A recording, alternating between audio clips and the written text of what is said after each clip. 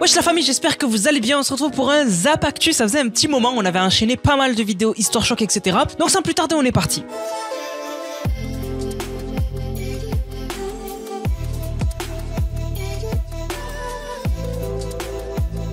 Tout d'abord, on a Twitch qui a enfin mis une fonctionnalité qui était disponible sur YouTube depuis des années mais qui n'était pas disponible sur Twitch. Alors c'est quand même dingue de se dire que de base Twitch a toutes les fonctionnalités que YouTube rêve d'avoir, mais il y en avait une que YouTube avait mais que Twitch n'avait pas, et c'est une fonctionnalité basique, c'est le fait de pouvoir juste retourner en arrière dans un live. C'était impossible sur Twitch, on pouvait le faire en cliquant sur les rediffusions, en cliquant sur stream actuel et en rembobinant, mais on pouvait pas le faire sur le stream actuel. Maintenant on peut le faire, donc c'est disponible pour les subs et pour ceux qui ont Twitch Turbo, pas pour tout le monde, mais du coup maintenant on peut rembobiner un live en étant sur le live. Franchement, enfin ça fait plaisir, et Twitch ça devient vraiment une plateforme énormément utilisée parce qu'on a de plus en plus de gros concepts dessus, donc enfin, j'ai envie de dire enfin. Alors là quand même on va parler d'un sujet quand même qui est assez fou, un sujet quand même qui fait limite penser à des films. Alors on va parler d'un astéroïde, alors d'un astéroïde de la NASA. Alors on a un astéroïde qui est surnommé 2024 YR4, il fait 300 feet de long, donc à peu près 90 mètres. Et autrefois, donc il n'y a pas si longtemps que ça, j'en avais parlé et on avait atteint un taux qu'on n'avait jamais vu de probable collision avec la Terre avec cet astéroïde, puisque cet astéroïde, il avait 3,1% de chance de s'écraser sur la Terre. Ça serait une catastrophe. Donc finalement, avec les nouveaux calculs, ça a été revu énormément à la baisse. Aujourd'hui, les chances que cet astéroïde atterrisse sur la Terre, donc détruise la Terre, fait une grosse partie de la Terre, elles sont proches de zéro. Donc il n'y a pas à s'inquiéter. Par contre, il y a des chances qu'il touche la Lune, donc que cet astéroïde s'écrase sur la Lune et fasse des dommages de dingue. Alors on pourrait se dire, bah il s'écrase sur la Lune, bon nous ça va. En fait non, hein, ça peut être grave et ça peut faire des débris de Lune qui peuvent atterrir sur Terre, de ce que j'ai bien compris. Et donc c'est quand même une menace à ne pas sous-estimer. Et d'ailleurs la NASA ne la sous-estime pas du tout. Et du coup les chercheurs de la NASA, ils envisagent 3 missions autour de cet astéroïde, puisque la date à laquelle cet astéroïde pourrait heurter la Lune, ce serait le 22 décembre 2032. Donc on a le temps, mais quand même. Et donc quelles sont ces 3 missions qu'envisagent les scientifiques? Donc tout d'abord, il y aurait un vol de reconnaissance pour en apprendre plus sur l'astéroïde. Ensuite, le plan B, ce serait une bombe. En fait, la bombe, elle servirait à dévier l'objet céleste. Donc en gros, ça dévierait sa trajectoire et on l'écarterait largement de toucher la Lune et encore moins la Terre. Et alors la dernière option, ce serait une option de film apocalyptique, voilà. Donc en gros, ça serait l'option de détruire l'astéroïde dans l'espace. Donc en gros, de lui envoyer des bombes, une bombe nucléaire ou je sais pas, et en gros un truc assez puissant pour le détruire, le désintégrer. Alors ça c'est un dernier recours, hein. C'est vraiment un dernier recours, mais vraiment c'est flippant. Ça fait penser au truc de fin du monde quoi. C'est vraiment où un astéroïde, le seul moyen d'empêcher qu'il touche la Terre, c'est de le détruire. D'ailleurs ça fait penser au film Don't Look Up, où d'ailleurs il y avait la même chose, c'était, si je me souviens bien, un astéroïde qui allait tomber sur la Terre, et au lieu de le détruire, ils ont d'abord voulu extraire des minerais dessus, et au final ils ont condamné la Terre. Donc bref, on verra, on a le temps d'ici là, on va profiter d'ici là, mais bon, on espère qu'au fur et à mesure ils vont se rendre compte qu'il va pas du tout s'approcher de la Lune ni de la Terre.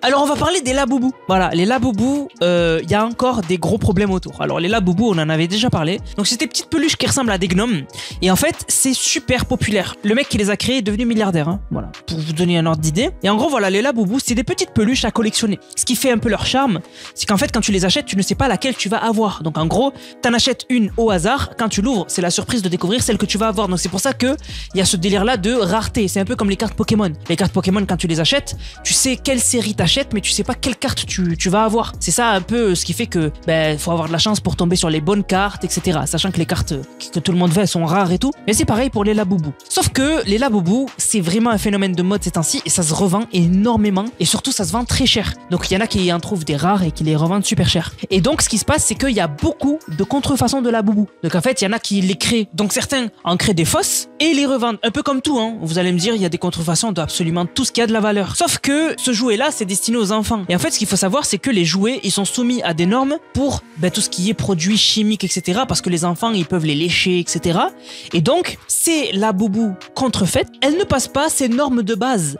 Et donc, si les parents en achètent des contrefaites moins chères pour leurs enfants, ça peut être dangereux pour l'enfant. Et donc, il y a cette prévention-là qui est faite par certains organismes pour prévenir ce genre de choses. Mais bon, les gens, ils vont jamais... Enfin, il y en a peut-être qui vont faire attention à ce genre de choses, mais la plupart, en fait, c'est juste qu'ils n'auront pas les fonds nécessaires pour s'acheter les vrais. Ça coûte super cher. Et donc, malheureusement, ils vont aller au moins cher et aux fausses. Alors, du coup, ça fait que on va pas pouvoir trop prévenir, même si on dit aux gens, faites attention, il y en a, ils vont en avoir un peu rien à faire. Voilà, je vous le dis, mais voilà, c'est réel. Et alors, comment savoir si votre Labubu est une fausse ou une vraie? C'est important quand même. Il faut une lampe ultraviolette. Voilà, il faut une lampe ultraviolette. Vous regardez l'étiquette. Et si sur l'étiquette, vous avez la silhouette d'une Labubu, c'est une vraie. Si vous avez pas la silhouette, c'est que c'est une fausse. Alors, on a un streamer qui est dans une grosse polémique pour du contenu qu'il a créé au Japon. Donc, en gros, il était en live au Japon. C'est devenu un peu une mode vraiment d'aller au Japon et en faire des lives, etc.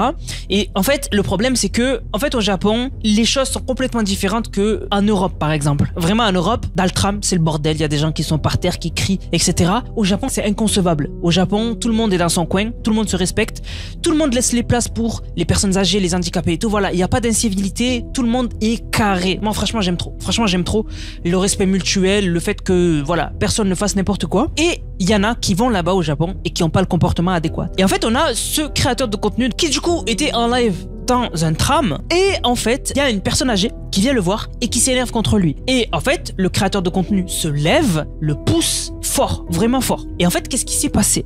Alors, il nous faut le clip en entier parce que le clip qui a beaucoup tourné, c'est un clip vraiment où on n'a pas tout le contexte et on voit juste le créateur de contenu se lever et pousser la personne âgée. Alors, quand on a le clip entier, on voit que la personne âgée, elle vient la voir dans un premier temps et elle s'énerve contre lui, elle lui donne une petite tapette. Parce que, en gros, ce créateur de contenu, il parle trop fort dans le tram et donc du coup, ça dérange les gens. Dans le tram au Japon, c'est le silence complet. C'est magnifique. Et lui, il crie fort, etc.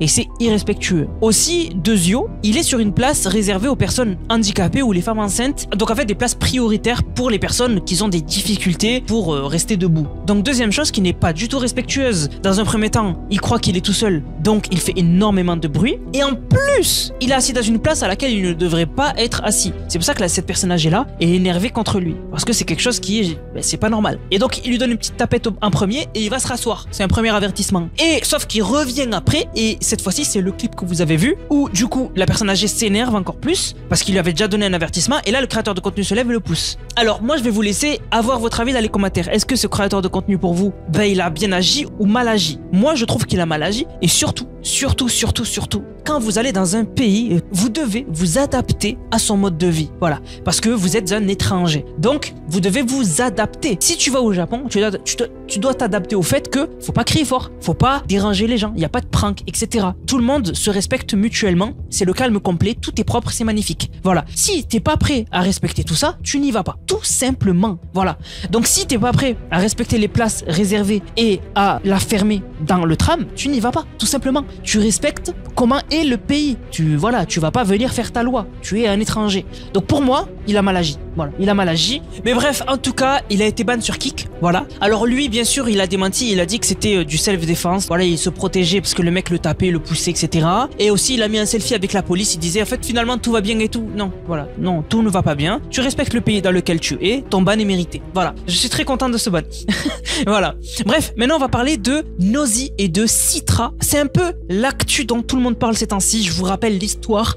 On a le compte Citra qui appartient à Benjamin. Et en fait, ce Benjamin est en train tout simplement de créer un animatronique qui s'appelle Nosy et qui est inspiré d'un lapin, plus particulièrement du lapin des Walton Files. Bonne. Et donc, qu'est-ce qui se passe? Eh bien, les gens ont eu un engouement de malade autour de Nosy parce que Nosy va être beaucoup plus grand que des basketteurs. Donc, je crois qu'il fait presque 3 mètres, Nosy. Ensuite, il va être résistant à l'eau, à l'électricité, au feu, aux balles. Bref, une machine qui est invincible. Voilà. Et donc, il y a eu un peu une théorie de la communauté qui disait que quand il sera terminé, il va venir chez les gens. Sachant qu'en plus, Citra, donc Benjamin, a prévu de mettre à Nosy un système d'écho, un peu comme les chauves-souris. Donc, il pourra voir de nuit, voilà, avec l'écolocalisation. Aussi, il sera silencieux. Enfin bref, tout ce qu'un animatronique peut avoir de flippant. Et donc, la communauté, voilà, fait de l'humour autour du fait que quand Nosy sera terminé, ce sera la fin du monde. Et Citra, il en joue et vraiment, il se passe des choses bizarres. Récemment, Citra a annoncé qu'il s'était passé quelque chose et que donc, il devait terminer Nosy beaucoup plus vite que prévu. J'ai pas compris pourquoi, je vous mets le clip. Something has happened and I now need to complete Nosy much sooner than I had originally anticipated.